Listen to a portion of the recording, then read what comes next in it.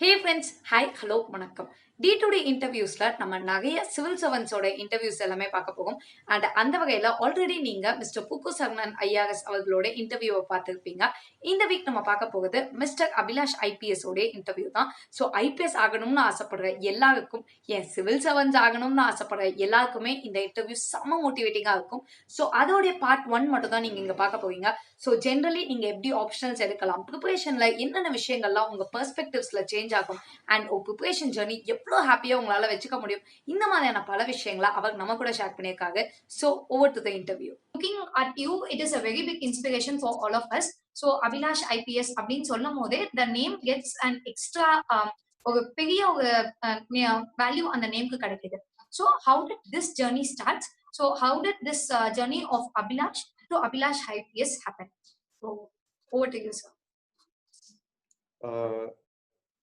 Hello friends, just sharing my experience. Initially, like all of you would be having a dream to become a civil servant. என் ஜேர்னியும் அப்படிதான் start ஆச்சு. Like after graduation I did engineering graduation. During the end of my graduation itself, I had an idea to இந்த மாதிரி civil service prepare பண்ணணும், civil service exam தரணும்னு. But எனக்கு வந்து that was very amateur idea. ரொம்ப primitive ஸ்டேஜ்ல தான் அந்த ஐடியா வந்தது.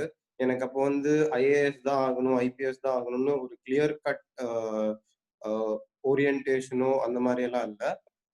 ஜஸ்ட் சிவில் சர்வீஸ் பண்ணலாம், யூபிஎஸ்சி பண்ணணும் அப்படிங்கிற ஒரு ஆஸ்பெக்ட் வந்துச்சு. ஸோ டே பை டே அந்த ட்ரீம்க்கு I started giving more thought about it. அது வந்து அப்படியே ஒரு ட்ரீமா கன்வெர்ட் ஆச்சு, அதுல இருந்து ஒரு ஆஸ்பிரேஷனா கன்வெர்ட் ஆச்சு.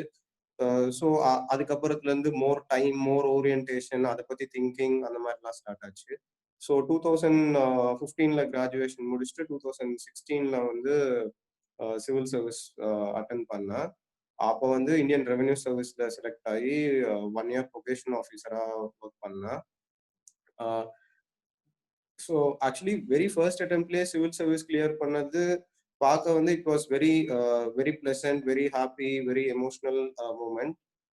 அண்ட் 2017 செகண்ட் அட்டெம்ப்ட் கொடுத்தேன். அப்போ இந்தியன் போலீஸ் சர்வீஸ் ஆகி இப்போ ஒடிசா கேடர்ல ஒர்க் பண்ணிட்டு இருக்கேன் அஸ் ஏஎஸ்பி. திஸ் இஸ் நான் ஷார்ட்டா இது ரிசல்ட்டை சொல்லிட்டேன். But to share the experience, நான் என்ன சொல்லுவேன்னா, இட்ஸ் நாட் தி அவுட்புட். இதுல if I after many years if I think down the lane, எனக்கு வந்து இந்த ஐஆர்எஸ் ஐபிஎஸ் அப்படிங்கிற வேர்ட்ஸை விட the emotions, the issues, the problems, இதை தாண்டி வரும்போது நடந்தது தான் என்னோட மெமரியில இருக்கும். So in this interview I would be sharing அதுல சில விஷயத்த உங்களுக்கு சொல்றேன். அந்த கோர்ஸ்ல மேபி என்னால முடிஞ்ச டிப்ஸ் ஆர் நான் ஃபேஸ் பண்ண ஸ்ட்ரகிள்ஸ் நீங்க ஃபேஸ் பண்ணாம இருக்க என்னால முடிஞ்ச ஐடியாஸும் தரேன். Thank you so much, sir. If you want, நீங்க ஸ்பெசிஃபிக்கா எதுவும் கேளுங்க, நான் சொல்றேன். Sure, sir. So இப்போ நீங்க வந்துட்டு being an engineer, obviously நம்மள வந்துட்டு ஒரு பாத்ல ட்ரை பண்ணுவாங்க. let it be an IT job or core job or something. So இல்லனா நமக்கு ME, MS அந்த மாதிரியான ஆப்ஷன்ஸ் இருக்கும். So ஒரு engineering graduate to a civil servant அப்படிங்கிறது ரொம்ப காமன். அண்ட் இன்ஜினியர் தானப்பா அப்படிங்கிற மாதிரியான டேர்ம்ஸும் நம்ம பார்க்க ஆரம்பிப்போம். So there are many aspirants who did engineering coming into civil service. So எப்படி நீங்க இந்த ட்ரெண்ட பாக்குறீங்க? or is it the real pull that is pulling us into civil service? See, in the question actually it's a bit of analytical question with both economical and social perspective in India. இது வந்து நீங்க கேட்ட மாதிரி புல் ஃபேக்டரும் இருக்கு, but இது கூடவே push ஃபேக்டரும் இருக்கு. Right after 2010 there are so many engineering colleges, like financial crisis or slow down, there are multiple factors இதுக்கு. ஸோ நான் வந்து சொல்றது வந்து the only thing which propelled me is pull factor. ஏன்னா நான் வந்து என்ஐடி திருச்சியில படித்தேன். I got good placement opportunity as well. நான் வந்து புஷ் ஃபேக்டர்னால சிவில் சர்வீஸ் போகணும்னு நினைக்கல.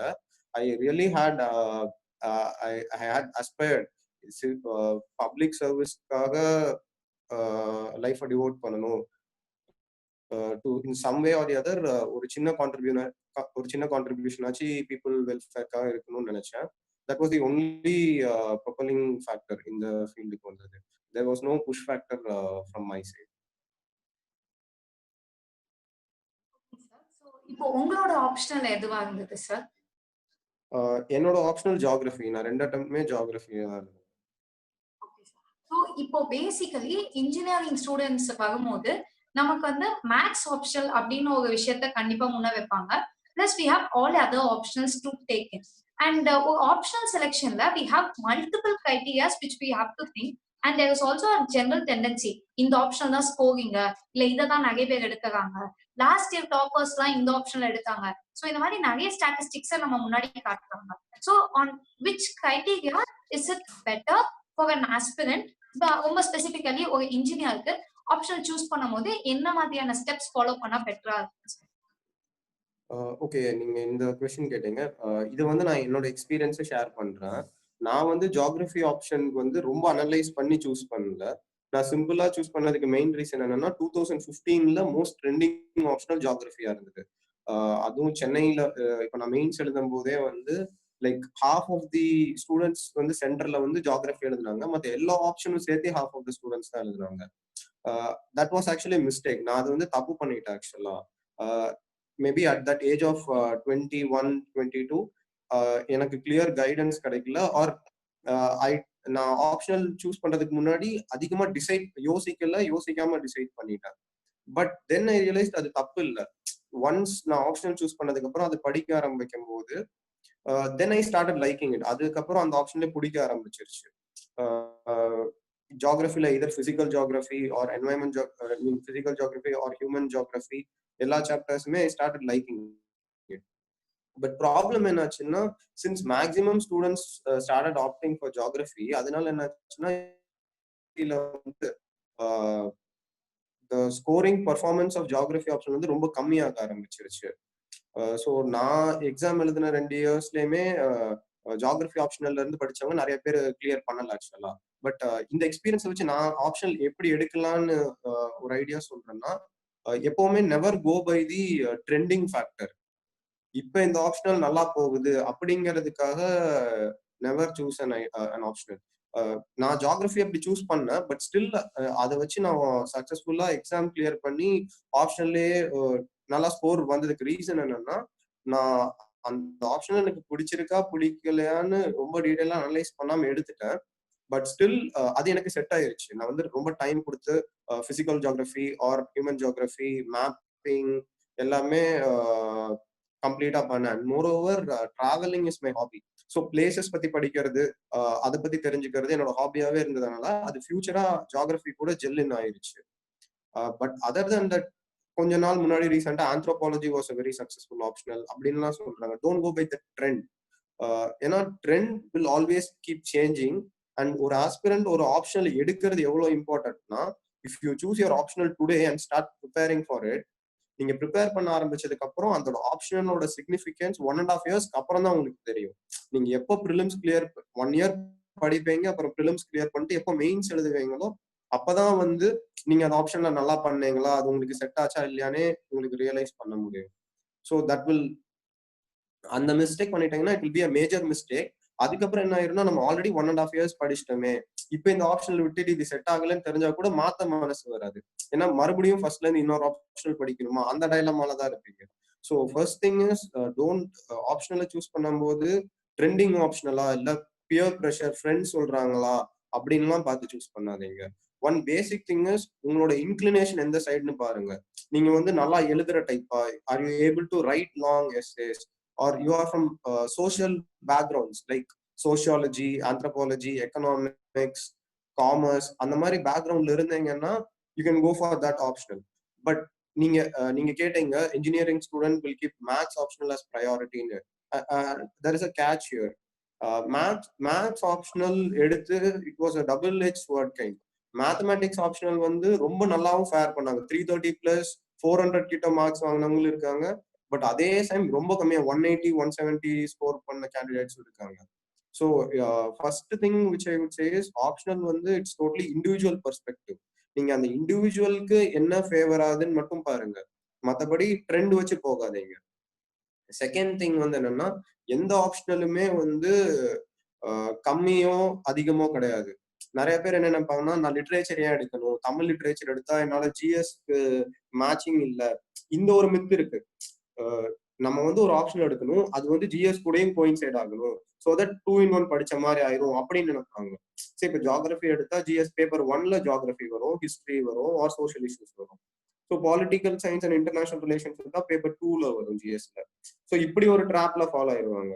ஸோ நம்ம இந்த ஆப்ஷன் எடுத்துட்டா நம்ம ஜிஎஸ்க்கும் சேர்த்து கோயின்சைட் ஆயிரும், ஸோ கம்மியா படிச்சுக்கலாம், அந்த மாதிரி ஒரு மித் கூட இருக்கும். இந்த மாதிரி எல்லாம் அனலைஸ் பண்ணி ஆப்ஷன் எடுக்காதீங்க. ஏன்னா உங்களுக்கு தமிழ் தெரியும், தமிழ் மட்டும்தான் தெரியும் நல்லா, உங்களால தமிழ் நல்லா எழுத தெரியும், ஸ்பெல்லிங் மிஸ்டேக் இல்லாம கிராமர் நல்லா வரும்னா, தெர் ஆர் மெனி ஃப்ரெண்ட்ஸ், என்னோட ஃப்ரெண்ட்ஸ் நிறைய பேர் தமிழ் லிட்ரேச்சர் ஆகி ஐஏஎஸ் ஐபிஎஸ்ஏ வாங்கியிருக்காங்க.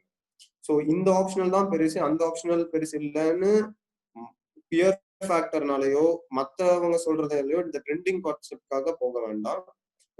ஆப்ஷனல் சூஸ் பண்றதுக்கு முன்னாடி எல்லா ஆப்ஷனையும் ஃபில்டர் பண்ணுங்க ஃபர்ஸ்ட். உங்களால எந்த ஆப்ஷனை காம்ப்ளிமெண்ட் பண்ண முடியும்னு. சப்போஸ் ஃபார் எக்ஸாம்பிளுக்கு நான் இன்ஜினியரிங் பேக்ரவுண்ட் வரனால என்னால சரி மேத்தமேட்டிக்ஸ் கூட வச்சுக்கலாம் ஒரு ஆப்ஷனா, ஆர் ஜியோகிராஃபி, இல்லாட்டி சப்போஸ் ஜிஎஸ்க்கு கோயின்சைடா வர சப்ஜெக்ட்ஸ் லைக் ஆந்த்ரோ, ஹிஸ்டரி, இந்த மாதிரி எல்லாம் ஒரு 10 சப்ஜெக்ட்ஸ் ஃபில்டர் பண்ணிக்கலாம். பட் நான் டெஃபினட்டா லாவை சூஸ் பண்ண முடியாது, டெஃபினட்டா காமர்ஸ் சூஸ் பண்ண முடியாது, டெஃபினட்டா எம்பிபிஎஸ் சூஸ் பண்ண முடியாது.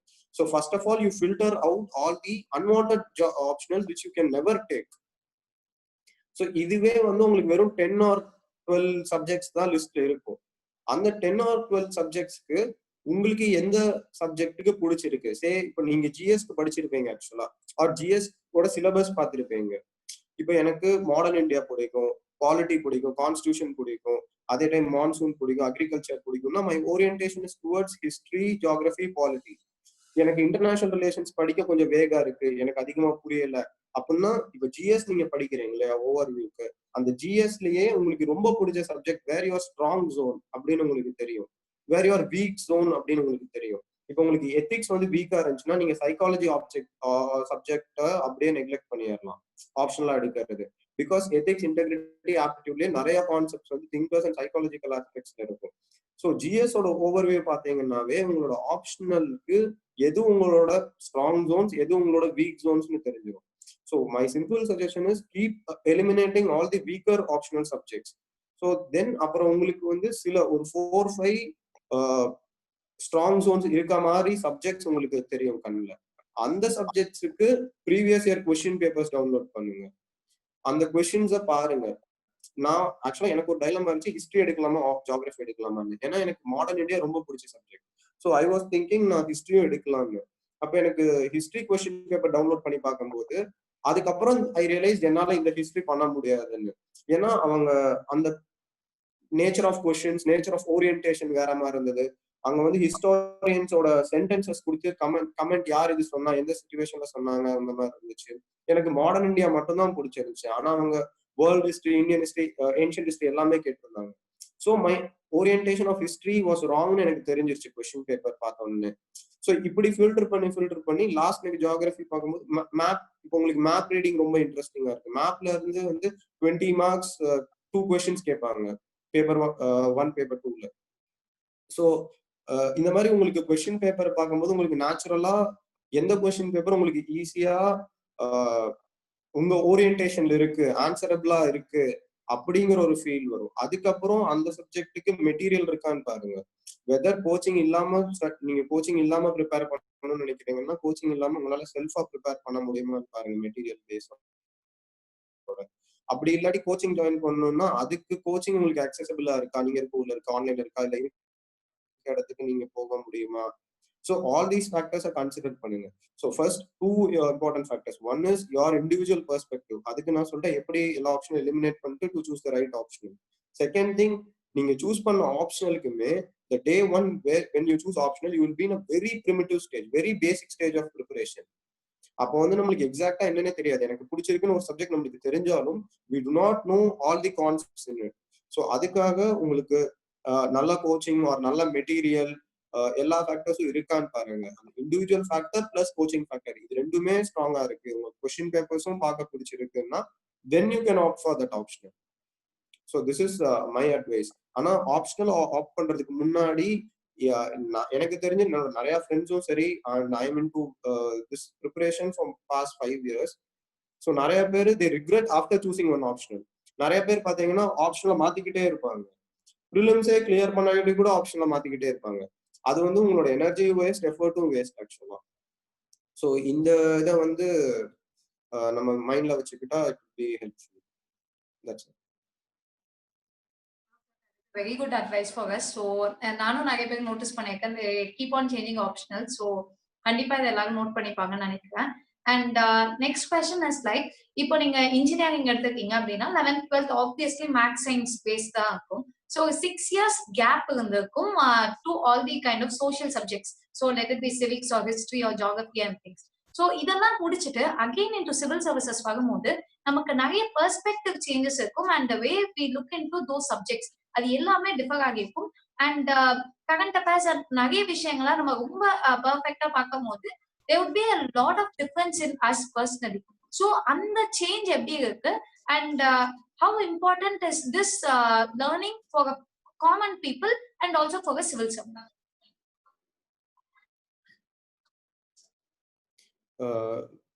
Good question ma'am. நான் ஆக்சுவலா இதுக்கு என்ன சொல்லுவேன்னா, there will definitely be a change. நீங்க வந்து இப்போ 12th படிச்சதுக்கு அப்புறம் 4 years கிராஜுவேஷனுக்கு அப்புறம் அதுக்கப்புறம் சிவில் சர்வீஸ் படிக்கும் போது நீங்க காலேஜ் நம்ம ஸ்கூல் படிக்கும் போது இதுக்கு இவ்வளோ இம்பார்ட்டன்ஸ் கொடுத்து அவ்வளோ டீட்டெயிலாகவும் படிச்சிருக்க மாட்டோம். So definitely will be learning ocean of new things.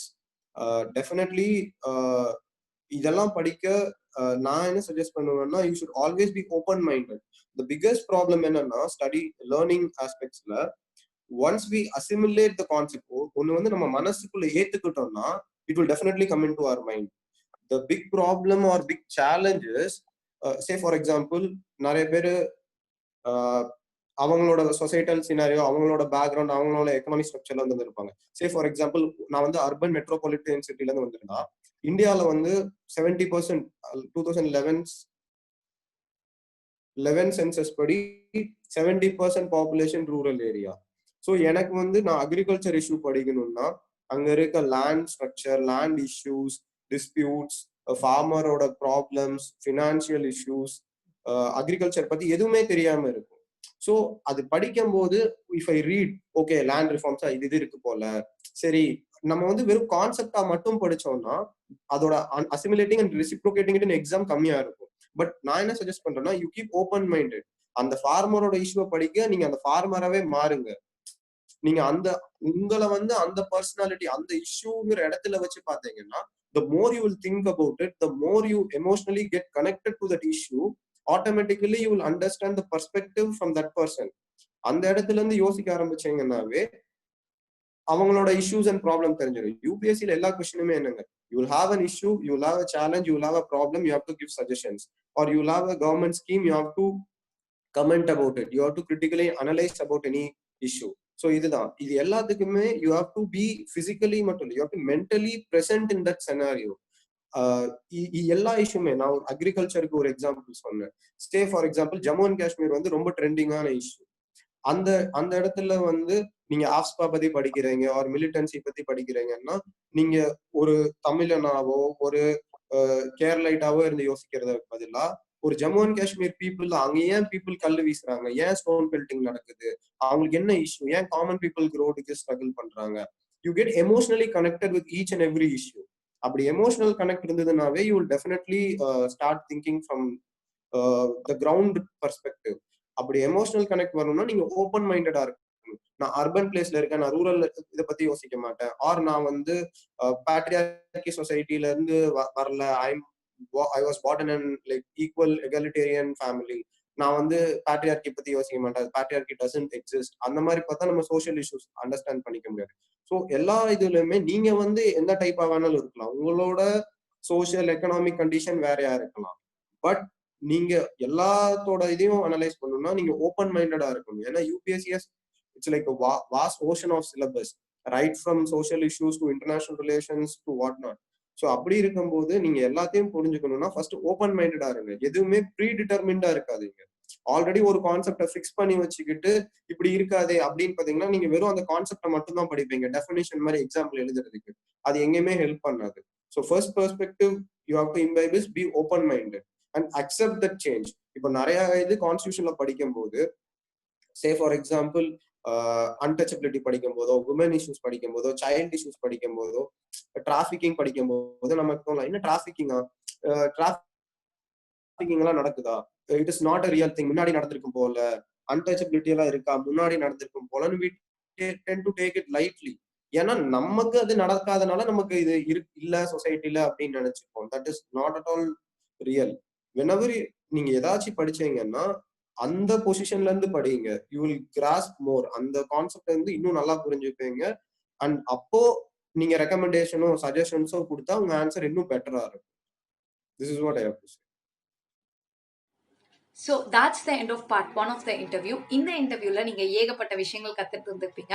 ரொம்ப முக்கியமா ஆப்ஷனல்ஸ் எப்படி எடுக்கலாம், எப்படி ப்ரிப்பரேஷன் ஜர்னியை பர்ஃபெக்டா எடுத்துட்டு போகலாம், இந்த மாதிரியான பல டிப்ஸ் நமக்காக இருந்ததுல. ஸோ இதே மாதிரி தான் பார்ட் 2லயும் இன்னும் நிறைய விஷயங்கள் இருக்க போது. ரொம்ப முக்கியமா ஐபிஎஸ் ட்ரைனிங் எப்படி இருக்கும், ட்ரைனிங்ல நாம என்னெல்லாம் கத்துக்கலாம், நம்ம பெர்ஸ்பெக்டிவ்ஸ் எப்படிலாம் சேஞ்ச் ஆகும், இந்த மாதிரியான பல விஷயங்களை அவங்க நம்ம கூட ஷேர் பண்ணியிருக்காங்க. ஸோ அது எல்லாத்தையும் நீங்க பார்ட் 2 வீடியோல கண்டிப்பா பார்க்கலாம்.